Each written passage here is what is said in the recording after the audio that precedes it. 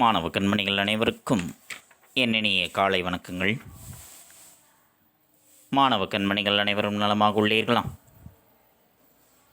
மாணவ கண்மணிகள் தங்களுடைய வழிபாட்டினை கூறிவிட்டீர்களா? நன்றி. நான் ஒரு நல்ல ஆசிரியர்.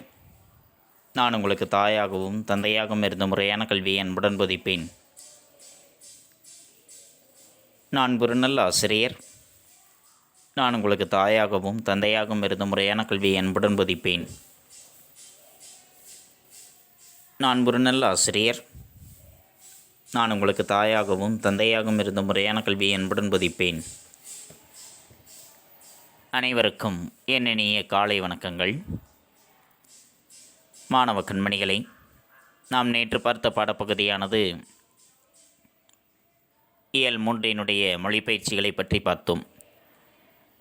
கவிதையை நிறைவு செய்க, படமுணர்த்தும் கருத்தை 5 வரிகளில் எழுதுக, கொடுக்கப்பட்டுள்ள சொற்களை ஒரு தொடரில் முதல் மற்றும் இறுதிச் சொல்லாக கொண்டு சொற்றொடர் உருவாக்குக, இடைச்சொல் ஐ சேர்த்து தொடரை மீண்டும் எழுதுக, மொழியோடு விளையாடு என்பதில் புதிரை படித்து விடையை கண்டறிக, பத்திகளை படித்து கேட்கப்பட்டுள்ள வினாக்களுக்கு விடையளிக்க போன்ற பயிற்சிகளை பற்றி நாம் நேற்றைய பாடப்பகுதியில் கண்டறிந்தோம். மாணவ கண்மணிகள் அவற்றை தெளிவுரை தங்களுடைய பாடப்புத்தகத்தில் எழுதியிருப்பீர்கள் என எண்ணுகின்றேன். இன்று நாம் காண்பது திருக்குறள். வாழ்வியல் கல்வியாக இருக்கக்கூடிய திருக்குறளை பற்றி இன்றைய பாடப்பகுதியில் நாம் காண இருக்கின்றோம். 5 அதிகாரங்களை பற்றி இன்றைய பாடப்பகுதியில் நாம் காண இருக்கின்றோம். கல்வி, தெரிந்து செயல் வகை, சுற்றந்தாழல், மடியின்மை, இடுக்கண் அழியாமை ஆகிய 5 அதிகாரங்களை பற்றி இன்றைய பாடப்பகுதியில் நாம் காண இருக்கின்றோம்.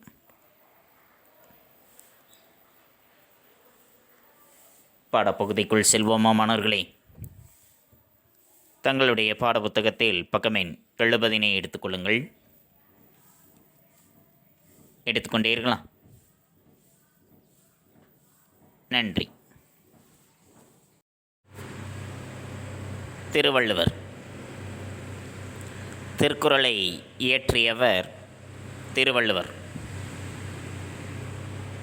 இவருடைய பெற்றோர் ஆதிபகவன். இவர் மயிலாப்பூரில் பிறந்தவர் என்றும் கருதப்படுகின்றது. மதுரையில் பிறந்தவர் என்றும் குறிப்பிடப்படுகின்றது. சென்னையில் உள்ள மயிலாப்பூரை சார்ந்தவர் என்றும் மதுரையை சார்ந்தவர் என்றும் திருவள்ளுவரை குறிப்பிடுகின்றார்கள். இவருடைய காலமானது கிபி 1 நூற்றாண்டு அல்லது 2ஆம் நூற்றாண்டு என்று கருதப்படுகின்றது.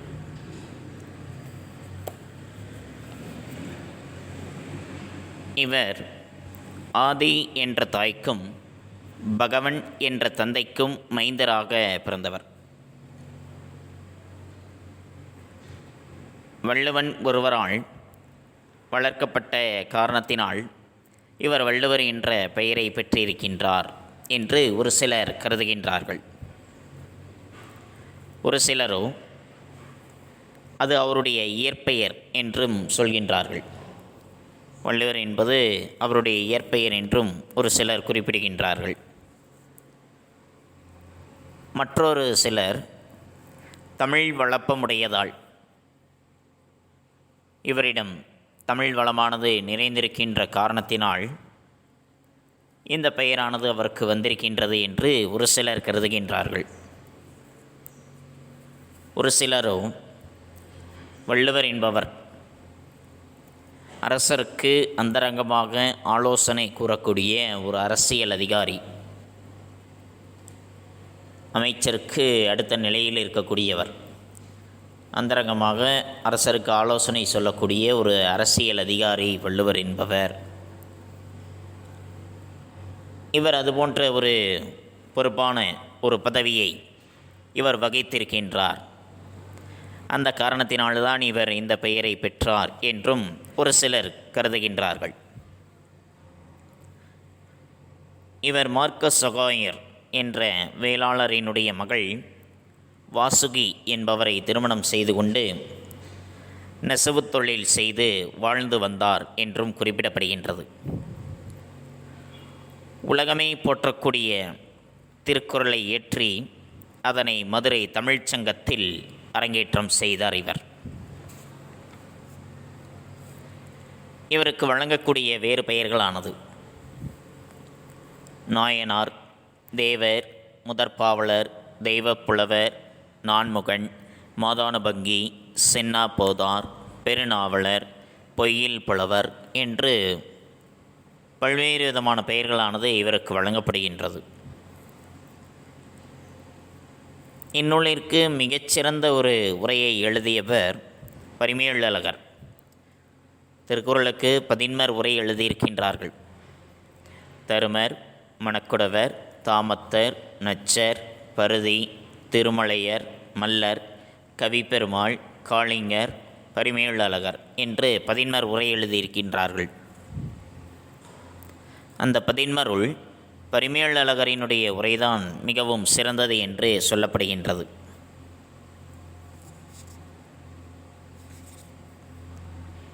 திருக்குறள் இந்நூலானது அறத்துப்பால், பொருட்பால், இன்பத்துப்பால் என 3 பெரும் பிரிவுகளையும் 133 அதிகாரங்களையும் ஓர் அதிகாரத்திற்கு 10 பாடல்கள் வீதம் 1330 குறட்பாக்களையும் கொண்டிருக்கின்றது. திருக்குறளுக்கு வழங்கக்கூடிய வேறு பெயர்கள் என்று பார்த்தால் முப்பால், உத்தரவேதம், தெய்வநூல், திருவள்ளுவர், பொய்யாமொழி, வாயுரை வாழ்த்து, தமிழ்மறை, பொதுமறை என்பவை எல்லாமே திருக்குறளுக்கு வழங்கக்கூடிய வேறு பெயர்களானது. இந்நூலானது 14 கீழ்கணக்கு நூல்களுள் ஒன்று. திருக்குறள் என்பது 14 கீழ்கணக்கு நூல்களுள் ஒன்று. இந்நூலினுடைய பெருமைகள், திருக்குறளினுடைய பெருமைகள் என்று பார்த்தால் திருக்குறளானது ஆங்கிலம், கிரீக், லத்தீன் போன்ற உலக பெருமொழிகள் பலவற்றில் மொழிபெயர்க்கப்பட்டிருக்கின்றது. ஏறத்தாழ 100க்கும் மேற்பட்ட மொழிகளில் திருக்குறளானது மொழிபெயர்க்கப்பட்டிருக்கின்றது. இந்நூலில் உள்ள கருத்துக்களானது உலகில் உள்ள அனைத்து விதமான மனிதர்களுக்கும் பொருந்துகின்ற காரணத்தினால் உலகப் பொதுமறை என்று அழைக்கப்படுகின்றது. அது மட்டுமல்லாது ஆளும் வேலும் பல்லுக்கு உறுதி, நாளும் இரண்டும் சொல்லுக்கு உறுதி என்பது இந்நூலினுடைய பெருமையை உணர்த்தக்கூடிய பழமொழி. ஆளும் வேலும், ஆலமரம், ஆலமரத்தினுடைய குச்சிகளும், வேலம் கருவேல மரம், கருவேல மரத்தினுடைய குச்சிகளும் பற்களுக்கு உறுதியை தரக்கூடியவை. அவற்றை போன்றே நாளும் இரண்டும், 4 அடிகளை கொண்டிருக்கக்கூடிய நாலடியாரும், இரண்டு அடிகளை கொண்டிருக்கக்கூடிய திருக்குறளும் சொற்களுக்கு உறுதியை தரும் என்பது அந்த நூலினுடைய பெருமையை விளக்குவதற்காக எழுதப்பட்டிருக்கக்கூடிய பழமொழியானது. திருக்குறளினுடைய பெருமையை விளக்குவதற்காகவே திருவள்ளுவ மாலை என்ற நூலானது பல புலவர்களால் இயற்றப்பட்டிருக்கின்றது. அனைத்து விதமான புலவர்களாலும் மேற்கோளாக எடுத்தாளப்படுகின்ற பெருமை உடையது திருக்குறளானது. இடைக்காடனார் என்ற புலவர் கடுகை துளை தேழ்கடலை புகட்டி குறுகத் தரித்த குறள் என்று சொல்கின்றார். கடுகை துளைத்து, மிக நுண்ணியதாக சமையலில் நாம் பயன்படுத்தக்கூடிய அந்த கடுகானது மிக நுண்ணியது. அந்த கடுகை துளைத்து அதனுள் துளையிட்டு 7 கடலையும் உள்ளே புகட்டினாள் எப்படி இருக்குமோ அதுபோன்று பல அரிய கருத்துக்கள் அனைத்தும் புதைந்ததாக தன்னுடைய 2 அடிகளில் வைத்திருக்கின்றது திருக்குறள் என்று சொல்கின்றார். அதேபோல் ஔவையாரும் அணுவை துளைத்தேள் கடலை புகட்டி குறுகத் தரித்த குரல் என்று சொல்கின்றார். அணு, ஆட்டம் என்று ஆங்கிலத்தில் சொல்வோம். அந்த அணுவை துளைத்து 7 கடலையும் உள்ளே புகட்டினால் எப்படி இருக்குமோ அதுபோன்று பல அரிய கருத்துக்கள், பல சிறந்த கருத்துக்கள் தன்னகத்துள்ளே அடக்கி வைத்திருக்கின்றது என்று ஔவையாரும் பாராட்டுகின்றார்.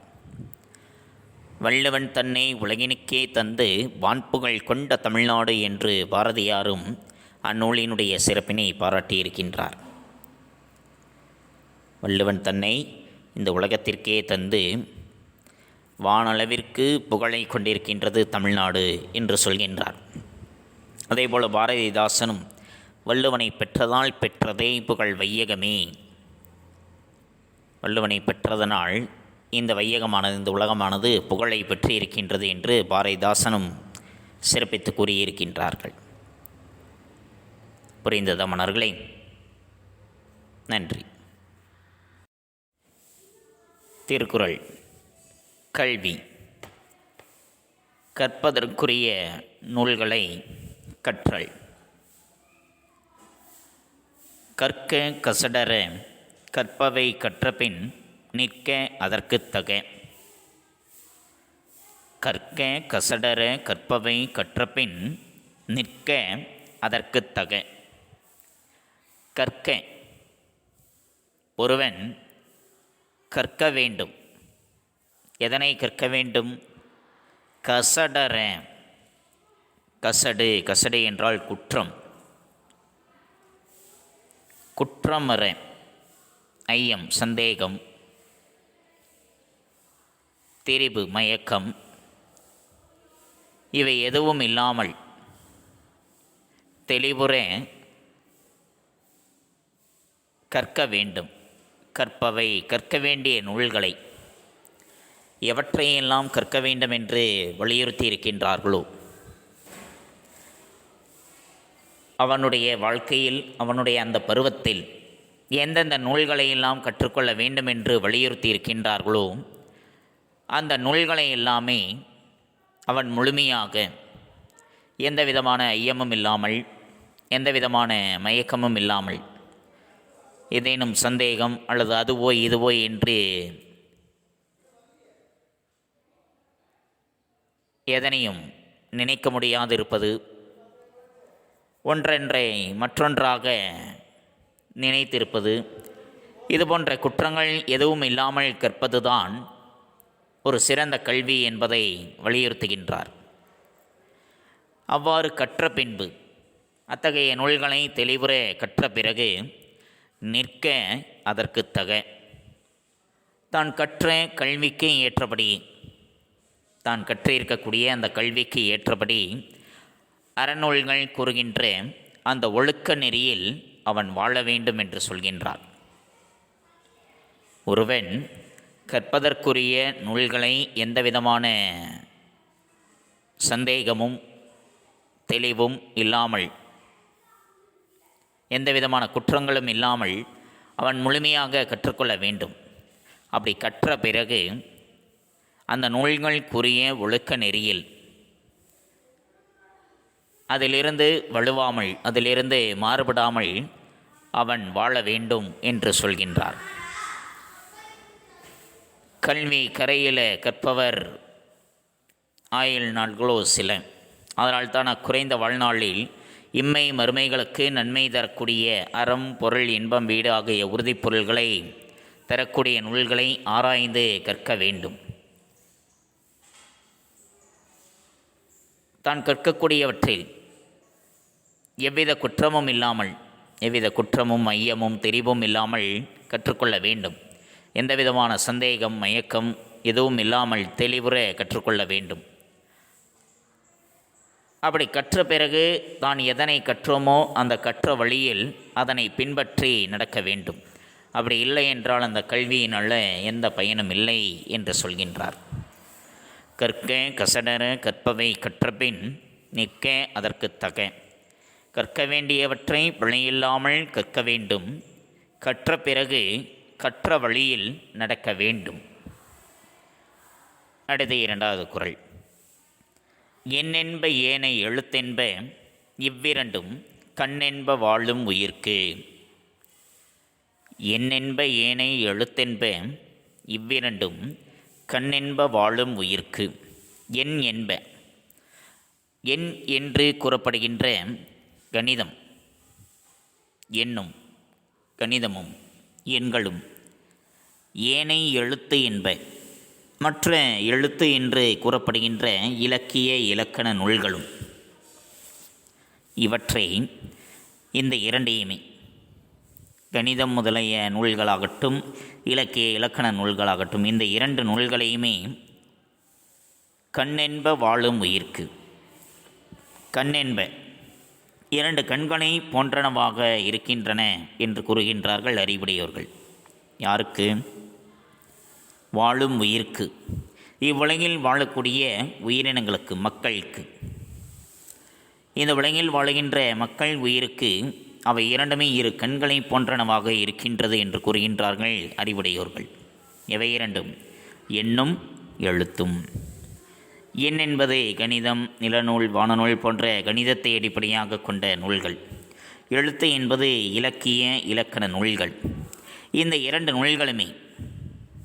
இந்த இரண்டுமே அறம், பொருள், இன்பம், வீடு ஆகிய உறுதிப் பொருள்களை காண்பதற்கு காரணமாக விளங்கக்கூடிய காரணத்தினால் அவற்றை கண் என்று சொல்கின்றார்கள். அவற்றை என்னவென்று சொல்கின்றார்கள்? கண் என்று சொல்கின்றார்கள். யார் சொல்கின்றார்கள்? அறிவுடையோர்கள். யாருக்கு கண்களாக இருக்கின்றன? இந்த உலகில் வாழக்கூடிய மக்கள் உயிருக்கு எண்ணும் எழுத்தும் இரு கண்களை போன்றவை என்கின்றார்கள். புரிந்தத மலர்களே? எண்ணென்ப ஏனை எழுத்தென்ப இவ்விரண்டும் கண்ணென்ப வாழும் உயிர்க்கு. எண்ணும் எழுத்தும் வாழும் மக்களுக்கு கண்கள் போன்றவை. நமக்கு கண்களாக இருக்கக்கூடிய அந்த நூல்களை தெளிவுற கற்று நாம் அதில் சிறந்தவர்களாக இருக்க வேண்டும். அடுத்து மூன்றாவது, தொட்டனைத்து ஊறும் மணற்கேணி மாந்தர்க்கு கற்றனைத்து ஊறும் அறிவு. தொட்டனைத்து ஊறும் மணற்கேணி மாந்தர்க்கு கற்றனைத்து ஊறும் அறிவு. தொட்டனைத்து தோண்டிய அளவுக்கு ஏற்ப, தோண்டிய அளவுக்கு ஏற்ப ஊறும் சுரக்கும். இது மணற்கேணி. மணற்பாங்கான இடத்தில் இருக்கக்கூடிய கிணற்றில் உள்ள நீரானது. நல்ல மணல் பாங்காக இருக்கக்கூடிய ஒரு இடத்தில் ஒரு கிணறு இருக்கின்றது. அந்த கிணற்றில் நாம் எந்த அளவிற்கு தோண்டுகின்றோமோ, அந்த மணலை வெளியே எடுக்கின்றோமோ அந்த அளவிற்கு ஏற்றவாறு நீரானது சுரந்து கொண்டே இருக்குமாம். அதனை போல மாந்தர்க்கு, மனிதர்களுக்கு, மக்களுக்கு கற்றனைத்து ஊறும் அறிவு. அவர்களுடைய அறிவானது, அவர்களுடைய கல்வி அறிவானது கற்றனைத்து, அவர்கள் கற்ற கல்வியினுடைய அளவுக்கு ஏற்ப, அவர்கள் கற்ற கல்வியினுடைய அளவுக்கு ஏற்றவாறு அவை ஊறும், பெருகும். எது பெருகும்? அவர்களுடைய அறிவு. அவர்கள் எந்த அளவிற்கு கல்வியை கற்றிருக்கின்றார்களோ அவர்கள் கற்ற கல்வியினுடைய அளவுக்கு ஏற்றவாறு அவர்களுடைய அறிவானது வளரும் என்று சொல்கின்றார். எப்படி ஒரு மணற்கேணியினை சிறிதளவு தோண்டினாலே நீர் சுரந்துவிடும். அதுவே ஆழமாக தோண்டினால் மிகுதியாக நீர் சுரக்கும். அதுபோல ஒருவன் நூல்களை நன்கு ஆழ்ந்து கற்க அவனுடைய அறிவானது மேன்மேலும் வளரும் என்று சொல்கின்றார். ஆக நம்ம நூல்களை நன்கு ஆழமாக கற்றுக்கொள்ள வேண்டும். புரிந்ததா மணர்களே? தொட்டனைத்து ஊறும் மணற்கேணி மாந்தர்க்கு கற்றனைத்து ஊறும் அறிவு. தோண்டும் அளவுக்கு ஏற்ப மணற்கேணியில் நீர் ஊறும், அதுபோல் கற்கும் அளவிற்கு ஏற்ப மக்களுக்கு அறிவு வளரும். அடுத்து நான்காவது குறள். கேடில் விழுச்செல்வம் கல்வி ஒருவர்க்கு மாடல்ல மற்றையவை. கேடில் விழுச்செல்வம் கல்வி ஒருவர்க்கு மாடல்ல மற்றையவை. கேடில், கேடு இல், கேடுனா அழிவு. கேடு இல் அப்படின்னா அழிவு இல்லாத. ஒருவனுக்கு அழிவில்லாத விழுச்செல்வம், விழு என்றால் சிறந்த, ஒருவனுக்கு அழிவில்லாத சிறந்த செல்வமாக இருப்பது. ஒருவனுக்கு அழிவில்லாத சிறந்த செல்வமாக இருப்பது எதுவென்றால் கல்வி. கல்வி ஒன்றுதான். கல்வி ஒன்றுதான் ஒருவனுக்கு அழிவில்லாத சிறந்த செல்வமாக இருக்கின்றது. மாடல்ல மற்றையவை, மாடு மற்ற செல்வங்கள் அனைத்தும் மாடு அல்ல, அவை செல்வங்களாக ஆகாது. ஏனைய பொன் மணி போன்ற செல்வங்கள் அனைத்துமே அவை செல்வங்களாக இருக்காது. ஒருவனுக்கு அழிவில்லாத சிறந்த செல்வம் என்றால் அது கல்வி மட்டும்தான். ஒருவன் கற்ற கல்வியை அவனுடைய பகைவர்கள், அரசர், கள்வர் ஆகியவர்களால் கவர முடியாது. அது நீராலும் நெருப்பாலும் அழிக்க முடியாது. மற்றவர்களுக்கு கற்றுக் கொடுத்தாலும் குறையாமல் வளரக்கூடியது. தகுதி இருப்பவர்களிடத்தில் மட்டுமே அது தங்கி இருக்கக்கூடியது. அத்தகைய செல்வமானது சிறந்த செல்வமாக இருக்கின்றது. மற்ற மணி, பொருள் முதலிய செல்வங்கள் அனைத்தும் பிறரால் கவர்ந்து கொள்ளக்கூடியவை, நீராலும் நெருப்பாலும் அழியக்கூடியவை. ஆதலால் அவை செல்வம் அல்ல என்று சொல்கின்றார் வள்ளுவ பெருந்தகை. ஆக நம்மிடம் இருக்கக்கூடிய அழியாத சிறந்த செல்வம் என்றால் அது கல்வி மட்டும்தான். புரிந்தத மன்னர்களே? கேடில் விழுச்செல்வம் கல்வி ஒருவர்க்கு மாடல்ல மற்றையவை. அழிவில்லாத சிறந்த செல்வம் கல்வி. ஒருவருக்கு அதனைவிடச் சிறந்த செல்வம் வேறு இல்லை. நன்றி. தெரிந்து செயல் வகை. ஒருவன் தான் செய்ய வேண்டிய, தான் செய்யக்கூடிய செயல்களை ஆராய்ந்து செய்யக்கூடிய திறம், அதான் தெரிந்து செயல் வகை. அதில் முதல் குறள், செய்தக்க அல்ல செய்யக்கெடும், செய்தக்க செய்யாமை யானும் கெடும்.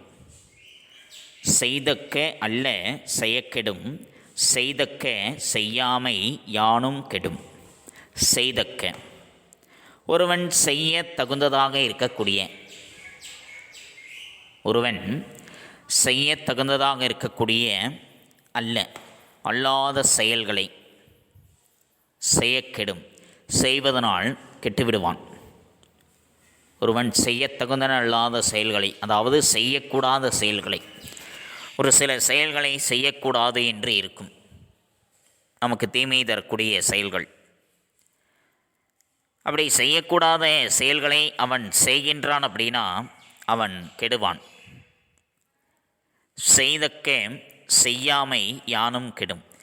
செய்ய தகுந்த செயல்களை, செய்வதற்கு தகுதியானதாக இருக்கக்கூடிய செயல்களை செய்யாமல் விட்டுவிட்டாள் அப்படின்னா அதனாலும் அவன் கெட்டு விடுவான்.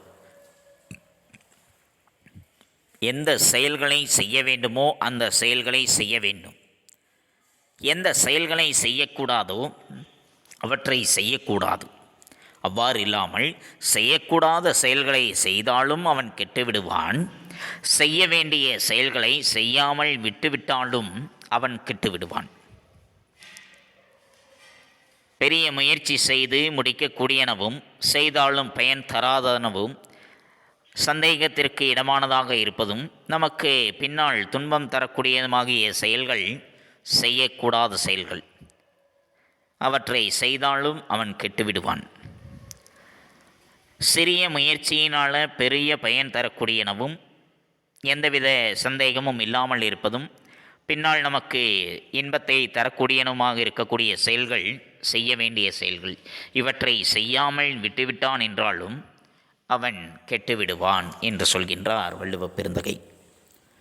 செய்தக்க அல்ல செய்யக்கெடும், செய்தக்க செய்யாமை யானும் கெடும். செய்யத்தகாத செயல்களை செய்வதாலும் செய்யத்தகுந்த செயல்களை செய்யாமல் விடுவதாலும் தீமை உண்டாகும். அடுத்து 2வது குறள். எண்ணித் துணிக கருமம் துணிந்தபின் எண்ணுவம் என்பது இழுக்கு. எண்ணித் துணிக கருமம் துணிந்தபின் எண்ணுவம் என்பது இழுக்கு. எண்ணித் துணிக, எண்ணி துணிக, நன்கு ஆராய்ந்து, நன்கு ஆராய்ந்து செய்யத் தொடங்க வேண்டும். எதனை? கருமம், ஒரு செயல். ஒருவன் தான் செய்ய கருதுகின்ற செயலை, ஒரு செயலை செய்ய வேண்டும் என்று நினைக்கின்றான் என்றால் அந்த செயலை நன்கு ஆராய்ந்த பிறகு, இதை செய்யலாமா செய்யக்கூடாதா, செய்வதனால் நமக்கு ஏதேனும் இடையூறு ஏற்படுமா அல்லது நன்மை கிடைக்குமா என்பதை எல்லாம் ஆராய்ந்து செய்யத் தொடங்க வேண்டும். துணிந்தபின், அவ்வாறு செய்ய தொடங்கிய பிறகு எண்ணுவம் என்பது இழுக்கு. செயலை செய்ய தொடங்கிய பிறகு அதனை பற்றி நாம் ஆராய்ந்து கொள்ளலாம் என்று நினைத்தோம் என்றால் அது இழுக்கு, அது நமக்கு குற்றமாக இருக்கும். ஒரு செயலை செய்வதற்கு முன்னாலேயே அதுக்கு எந்த இடையூறும் இல்லாமல் இனிமையாக முடிப்பதற்கேற்ற வழிகளை எல்லாமே நன்கு ஆராய்ந்த பிறகுதான் அதனை செய்ய தொடங்க வேண்டும். செயலை தொடங்கிய பிறகு நாம் ஆராய்வோம், அதனை பற்றி நினைத்து பார்ப்போம் என்று நாம் நினைப்பது குற்றமாகும் என்று சொல்கின்றார். புரிந்ததா மாணவர்களே? ஆக செய்வதற்கு முன்னாலேயே அதனை பற்றி நாம் ஆராய்ந்து முடிவெடுத்து கொள்ள வேண்டும். செய்த பிறகு பார்த்து கொள்ளலாம் என்று நினைத்தோம் என்றால் அது தவறாகிவிடும். அதைத்தான் வள்ளுவ பெருந்தகை இதில் சொல்கின்றார், எண்ணித் துணிக என்று. எண்ணித் துணிக கருமம் துணிந்தபின் எண்ணுவம் என்பது இழுக்கு. எந்த செயலையும் நன்கு சிந்தித்த பின் தொடங்க வேண்டும். தொடங்கிய பிறகு எண்ணி பார்க்கலாம் என்பது குற்றமாகும். அடுத்து 3வது குறள். நன்றென்றால் உள்ளும் தவறுண்டு அவரவர் பண்பறிந்து ஆற்றக் கடை. நன்றென்றால் உள்ளும் தவறுண்டு அவரவர் பண்பறிந்து ஆற்றா கடை. நன்றென்றால், நன்று என்றால் ஒருவருக்கு நன்மை செய்வதிலும், ஒருவருக்கு நன்மை செய்வதிலும் தவறுண்டு, குற்றம் உண்டாகும். இங்கே அவரவர், அவரவர்களுடைய பண்பறிந்து, இயல்பினை தெரிந்து ஆற்றா கடை, செய்யாத போது. ஒருவருக்கு நன்மை செய்வதிலும், ஒருவருக்கு நாம் நன்மை செய்கின்றோம் என்றாலும் சரி, அவரவர்களினுடைய இயல்பை அறிந்து பொருத்தமாக நாம் செய்ய வேண்டும்.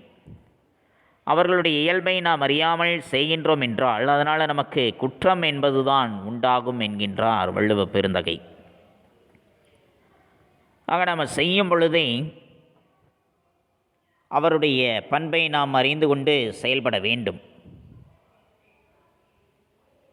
செய்யும் பொழுதே அவர்களுடைய பண்பை அறிந்து நாம் செய்ய வேண்டும். அவ்வாறு இல்லை என்றால் அதனால் தீமைதான் ஏற்படும். அவர்கள் எத்தகைய இயல்பினை உடையவர்களாக இருக்கின்றார்கள் என்பதை அறிந்த பிறகுதான், அவர்களுடைய பண்பை அறிந்துதான் நாம் அவர்களுக்கு நன்மை செய்ய வேண்டும். அப்படி இல்லை, பண்பை அறியவில்லை அப்படின்னா அதனால் நமக்கு குற்றம்தான் ஏற்படும். நாம் நன்மை செய்தாலும் நமக்கு தீமைதான் ஏற்படும். அதனால் ஆக அவர்களுடைய பண்பை அறிந்து நாம் செயல்பட வேண்டும். புரிந்ததா மாணவர்களே? நன்றென்றால் உள்ளும் தவறுண்டு அவரவர் பண்பறிந்து ஆற்றா கடை. நாம் ஒருவருடைய பண்பை அறிந்து அவருக்கு நன்மை செய்ய வேண்டும். இல்லாவிட்டால் நன்மை செய்தாலும் தீமை வந்து சேரும். நன்றி. சுற்றந்தழாள். சுற்றம் தழாள், தன்னுடைய உறவினர்களை தன்னை விட்டு நீங்காமல் தழுவிக்கொள்ளுதல், அதுதான் சுற்றம் தழாள் என்பது. காக்கை கரவா கரைந்துண்ணும் ஆக்கமும் அன்ன நீரார்க்கே உள.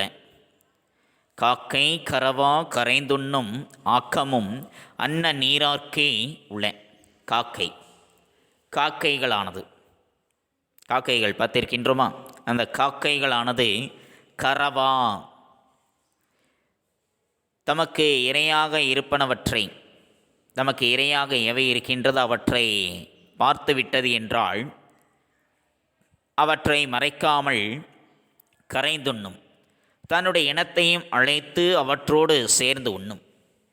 காக்கைகள் பார்த்திருப்போம். காக்கைகளுக்கு நாம் சாதம் வைக்கின்றோம் அப்படின்னா ஒரு காக்கை வந்து அமர்ந்து அந்த உணவை பார்த்து விட்டது என்றால் உடனே அந்த உணவினுடைய அருகில் அமர்ந்து கொண்டு அவை கரையும்.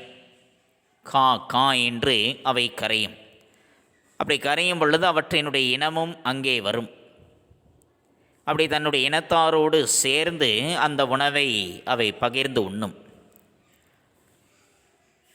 அதே போலதான் ஆக்கமும் சுற்றத்தினால் அடையக்கூடிய ஆக்கங்களும் அன்ன நீரார்க்கே, அந்த காக்கையை போன்ற இயல்புடையவர்களுக்கே உள்ளனவாகும். காக்கைகள் எப்படி இறை கிடைத்தால் மறைத்து தான் மட்டும் தனித்து உண்ணாமல் தன்னுடைய இனத்தையும் கரைந்து அழைத்து அவற்றோடு சேர்ந்து உண்ணுகின்றது. அப்படி நாமும் நம்முடைய சுற்றத்தினார்கள் அடையக்கூடிய ஆக்கங்களும் அந்த காக்கையைப் போல சுற்றம் போற்றி வாழுகின்ற இயல்புடையவர்களுக்கே இருப்பனவாகும் என்று சொல்கின்றார். புரிந்தத மன்னர்களே? ஆக நாமும் நம்முடைய சுற்றத்தினரோடு போற்றி நாம் வாழ வேண்டும். அப்படி சுற்றத்தினரை போற்றி வாழ்பவர்களுக்கு எல்லாவித நன்மைகளும் தவறாமல் வந்து சேரும். சுற்றம் பார்க்கின், இந்த குற்றம் பார்க்கின் சுற்றம் இல்லை என்று சொல்கின்றார்கள். நம்ம குற்றம் பார்த்து கொண்டே இருந்தோம் என்றால், உறவினர்களுக்கிடையே நாம் குற்றம் பார்த்து கொண்டே இருந்தோம் என்றால் நமக்கு சுற்றம் என்பதை உறவினர்கள் என்பவர்கள் இல்லாமல் போய்விடுவார்கள். ஆக யாரிடத்திலும் எந்த விதமான குற்றத்தையும் நாம் பார்க்கக்கூடாது. நம்முடைய சுற்றத்தினரை போற்றி நாம் வாழ்கின்றோம் என்றால் எல்லா விதமான நன்மைகளும் தவறாமல் நமக்கு வந்து சேரும். அதைத்தான் இந்த குறளில் வள்ளுவ பெருந்தகை வலியுறுத்துகின்றார். காக்கை கரவா கரைந்துண்ணும் ஆக்கமும் அன்ன நீரார்க்கே உள. காகம் தனக்கு கிடைத்ததை மறைக்காமல் தன் சுற்றத்தாரை கூவி அழைத்து உண்ணும். அத்தகைய பண்பு உடையவர்களிடமே செல்வமும் சேரும். நன்றி. மடியின்மை. மடியின்மை என்பது சோம்பல். சோம்பல் இல்லாமல் இருப்பது, அதுதான் மடியின்மை என்பது. மடியை மடியா ஒழுகல் குடியை குடியாக வேண்டுபவர். மடியை மடியா ஒழுகல் குடியை குடியாக வேண்டுபவர். மடியை, மடியைனா சோம்பலை, சோம்பலை மடியா கொன்று, சோம்பலை கொன்று ஒழுகல் முயற்சியோடு இருத்தல் வேண்டும். சோம்பலை அழித்து முயற்சியோடு இருக்க வேண்டும். யாரு? குடியை, தான் பிறந்த குடியை குடியா வேண்டுபவர், நல்ல குடியாக ஆக்க வேண்டுமென்று நினைப்பவர். தான் பிறந்த குடியை நல்ல குடியாக ஆக்க வேண்டுமென்று எண்ணுபவர் சோம்பலை கொன்று முயற்சியோடு இருக்க வேண்டும். ஒருவன் நல்ல குடியில் பிறந்தவன் அப்படின்னா அவனுடைய முயற்சியினால் பலருக்கும் பயன்படுகின்றான் என்றால் அவன் பலரால் போற்றப்படுபவனாக இருப்பான். அதனால் அவன் பிறந்த குடியானது விளக்கு போல மாறுகின்றது. ஆனால் அதுவே அவன் சோம்பல் உடையவனாக இருக்கின்றான் அப்படின்னா அவனை யாருமே அறிய மாட்டார்கள், அவனை பற்றி யாருக்கும் தெரியாது. அதேபோல் அவனும் மற்றவர்களை பற்றி அறிய இயலாமல் போய்விடுவான். ஆகவே தன்னுடைய குடிப்பெருமையை நிலைநாட்ட வேண்டும் என்று நினைப்பவர்கள் முயற்சியுடையவர்களாக இருக்க வேண்டும். தன்னுடைய குலப்பெருமையை நிலைநாட்ட வேண்டும் என்று நினைப்பவர்கள் முயற்சியுடையவர்களாக இருக்க வேண்டும். அதனால் தான் முயற்சியுடையார் இகழ்ச்சி அடையார் என்றும் சொல்கின்றார்கள். அதைத்தான் இந்த குறளிலும் வள்ளுவ பெருந்தகை வலியுறுத்துகின்றார். மடியை மடியா ஒழுகல் குடியை குடியாக வேண்டுபவர். தன் குடியை சிறப்புடைய குடியாக செய்ய விரும்புபவர் சோம்பலை துன்பமாக கருதி முயற்சியோடு வாழ்தல் வேண்டும். நன்றி. இடுக்கண் அழியாமை. ஒரு செயலை செய்ய முயல்பவனுக்கு தெய்வத்தாலோ அல்லது வறுமையாலோ அல்லது உடல் களைப்பாலோ ஏற்படுகின்ற துன்பத்தை கண்டு மனம் கலங்காமல் முயற்சி செய்வது, அதுதான் இடும்பை இடுக்கண் அழியாமை என்பது. இடும்பைக்கு இடும்பை படுப்பர், இடும்பைக்கு இடும்பை படா தவர். இடும்பைக்கு இடும்பை படுப்பர், இடும்பைக்கு இடும்பை படா தவர். இடும்பைக்கு ஒரு செயலை செய்யும் பொழுது, ஒரு செயலை செய்யும் பொழுது இடையே வரக்கூடிய துன்பங்களுக்கு இடும்பை படுப்பர், துன்பம் உண்டாக்குவர். இடும்பைக்கு தன்னுடைய முயற்சிக்கு தடையாக வருகின்ற அந்த துன்பங்களுக்கு இடும்பை படாதவர், வருத்தப்படுவர். ஒரு செயலை செய்யும் பொழுது இடையே வருகின்ற துன்பங்களுக்கு வருத்தப்படாதவர்கள் தன்னுடைய முயற்சிகளுக்கு தடையாக வரக்கூடிய அந்த துன்பங்களுக்கே அவர்கள் துன்பத்தை உண்டாக்குவார்கள். துன்பம் நேர்ந்த போதிலும் சரி, வருந்தாமல் மன உறுதி உடையவராக விடாது முயற்சி செய்பவர் மேற்கொண்ட செயலில் வெற்றி பெற்று தான் கருதிய பயனை அடைவார்கள். அதனால் தான் அவரை வருந்திய துன்பங்கள் யாவையுமே அழித்துவிடக்கூடிய தன்மை உடையவராக மாறிவிடுகின்றார். துன்பம் கண்டு துவளாத மன உறுதி உடையவர்கள் எத்தனை துன்பங்கள் ஏற்பட்டாலும் சரி, அவற்றுக்கு தாமே துன்பம் உண்டாக்கி வெற்றி பெறுவார்கள். நமக்கு ஏதேனும் துன்பம் நேர்ந்து விட்டது என்றால் அந்த துன்பத்தை கண்டு நாம் துவண்டு விடக்கூடாது. அந்த துன்பங்களுக்கே நாம் துன்பத்தை விளைவிப்பவர்களாக மாறிவிடுவோம். ஏனென்றால் எத்தகைய துன்பங்களும் நம்மை அணுகாது, எவையுமே நம்மை நெருங்காது. அப்படி எவையும் நம்மை நெருங்காது இருக்கக்கூடிய அந்த சமயத்தில் அந்த துன்பங்களுக்கே நாம் துன்பத்தை விளைவிப்பவர்களாக மாறிவிடுவோம். அதைத்தான் இந்த குறளில் வள்ளுவ பெருந்தகை வலியுறுத்துகின்றார். இடும்பைக்கு இடும்பை படுப்பர், இடும்பைக்கு இடும்பை படா தவர். துன்பம் வந்தபோது வருந்தி கலங்காதவர் அந்த துன்பத்திற்கே துன்பம் உண்டாக்கி அதனை வென்று விடுவர். நன்றி. மாணவ கண்மணிகளே, இதுகாரும் நாம் கண்டறிந்தது திருக்குறளில் 5 அதிகாரங்களை பற்றி பார்த்தோம். கல்வி, தெரிந்து செயல் வகை, சுற்றந்தளால், மடியின்மை, இடுக்கண் அழியாமை.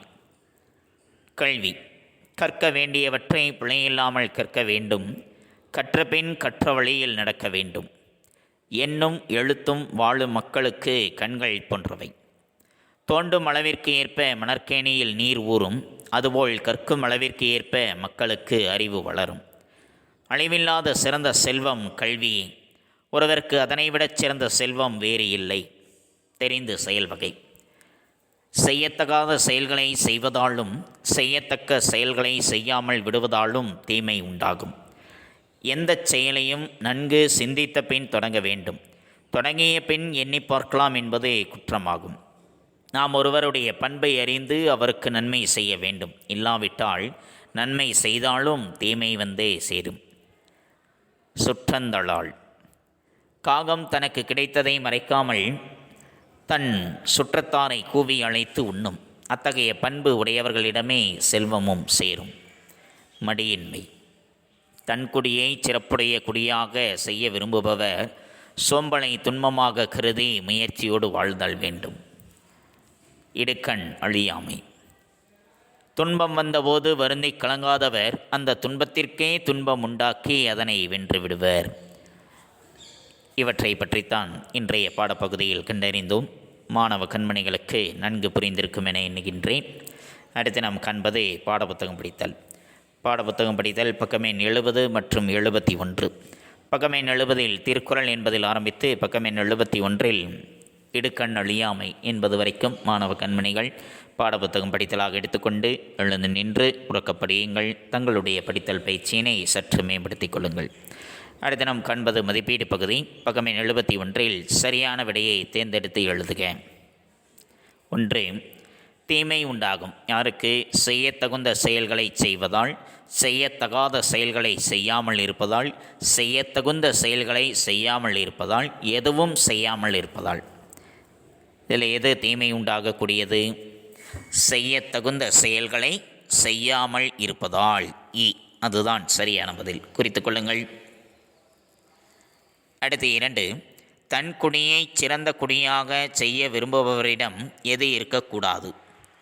சோம்பல், சுறுசுறுப்பு, ஏழ்மை, செல்வம். இதில் எது இருக்கக்கூடாது? சோம்பல். அடுத்து 3. எழுத்தென்ப என்னும் சொல்லை பிரித்து எழுத கிடைப்பது. எழுத்து குட்டல் தென்ப, எழுத்து குட்டல் என்ப, எழுத்து குட்டல் இன்ப, எழுக்குட்டல் தென்ப. இதில் எது சரியான பதில்? எழுத்து கூட்டல் என்ப. அதான் சரியான பதில். அடுத்து 4. கரைந்துண்ணும் என்னும் சொல்லை பிரித்து எழுத கிடைப்பது. கரைந்து குட்டல் இன்னும், கரை குட்டல் துண்ணும், கரைந்து குட்டல் உண்ணும், கரை குட்டல் உண்ணும். சரியான பதில் கரைந்து குட்டல் உண்ணும். அடுத்து 5. கற்றனைத்து குட்டல் ஊறும் என்பதனை சேர்த்தெழுத கிடைக்கும் சொல். கற்றனை தூறும், கற்றனை தூறும், கற்றனை தீரும், கற்றனை தோறும். எது சரியானது? கற்றனை தூறும். குறித்து கொண்டே இருக்கலாம். அடுத்தது பொறுத்துக. கற்கும் முறை. கற்கும் முறை எது? செயல், காகம், பிழையில்லாமல் கற்றல் என்னும் எழுத்தும் கல்வி. எப்படி கற்க வேண்டும்? பிழையில்லாமல் கற்க வேண்டும். அது 1. உயிருக்கு கண்கள் போன்றது எது? என்னும் எழுத்தும். அது 2. விழுச்செல்வம். எது விழுச்செல்வம்? கல்வி. எண்ணி துணிக. எதனை எண்ணி துணிய வேண்டும்? செயலை. அது 4. கரவா கரைந்துண்ணும். எது கரைந்துண்பது? காகம். அப்போ அது 5. 4, 5, 1, 2, 3. அடுத்தது கீழே பாருங்கள். பாடப்பகுதியிலிருந்து படங்களுக்கு பொருத்தமான திருக்குறளை எழுதுக என்று. 1. ஒரு மணற்பாங்கான ஒரு கிணற்று நீர். அடுத்து ஒருவர் கல்வி கற்கின்றார். இப்போ இதற்கு பொருத்தமான குறள் எது? தொட்டனைத்து ஊறும் மணற்கேணி மாந்தர்க்கு கற்றனைத்து ஊறும் அறிவு. எழுதிக் கொள்ளுங்கள். 3வது குறள். தொட்டனைத்து ஊறும் மணற்கேணி மாந்தர்க்கு கற்றனைத்து ஊறும் அறிவு. எழுதிக் கொள்ளுங்கள் அந்த கோடிட்ட இடத்தில்.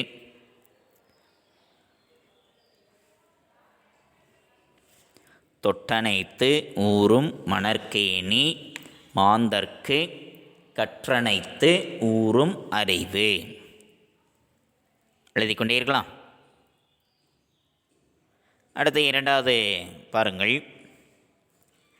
எண்கள் கொடுத்திருக்கின்றார்கள். கீழே எழுத்துகள் கொடுக்கப்பட்டிருக்கின்றது. அடுத்தது கண். இப்போ இது எண்ணென்ப ஏனை எழுத்தென்ப இவ்விரண்டும் கண்ணென்ப வாழும் உயிர்க்கு. 2வது குறள். எழுதிக் கொள்ளுங்கள். எண்ணென்ப ஏனை எழுத்தென்ப இவ்விரண்டும் கண்ணென்ப வாழும் உயிர்க்கு. எழுதி கொண்டிருக்கலாம்.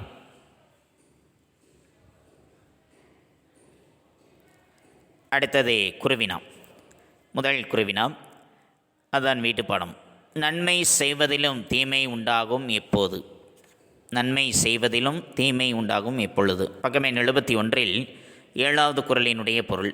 நாம் ஒருவருடைய பண்பை அறிந்து அவருக்கு நன்மை செய்ய வேண்டும். இல்லாவிட்டால் நன்மை செய்தாலும் தீமை வந்து சேரும். அது குருவினா 1. குறித்து கொள்ளுங்கள். குறித்து கொண்டு குருவினா 1 என்று எழுதிக் கொள்ளுங்கள். அடுத்து 2. தீமை உண்டாக்கும் 2 செயல்களை எழுதுக. தீமை உண்டாக்கும் 2 செயல்கள். பக்கம் எண் 70 5வது குறளின் பொருள். செய்யத்தகாத செயல்களை செய்வதாலும் செய்யத்தக்க செயல்களை செய்யாமல் விடுவதாலும் தீமை உண்டாகும். அது குருவினா 2. குறித்து கொண்டு குருவினா 2 என்று எழுதிக் கொள்ளுங்கள். எழுதி கொண்டே இருக்கலாம். அடுத்தது குருவினா 3. துன்பத்திற்கு துன்பம் உண்டாக்குபவர் யார்? துன்பத்திற்கு துன்பம் உண்டாக்குபவர் யார்? பக்கம் எண் 71 10வது குறளின் பொருள். துன்பம் வந்தபோது வருந்திக் கலங்காதவர் அந்த துன்பத்திற்கே துன்பம் உண்டாக்கி அதனை வென்று விடுவர். இது குருவினா 3. குறித்து கொண்டு குருவினா 3 என்று எழுதிக் கொள்ளுங்கள். இந்த 3 வினாக்கள் தான் வீட்டுப்பாடம். இந்த 3 வினாக்களையும் ஒரு முறை எழுதி பலமுறை படித்து கொள்ளுங்கள். தெளிவுற எழுதுங்கள், தெளிவுற படியுங்கள். தங்களுடைய படித்தல் பயிற்சியும் தங்களுடைய கையெழுத்து பயிற்சியும் சற்று மேம்படுத்தி கொள்ளுங்கள். மீண்டும் அடுத்த பாட வேளையில் சந்திப்போம். நன்றி, வணக்கம்.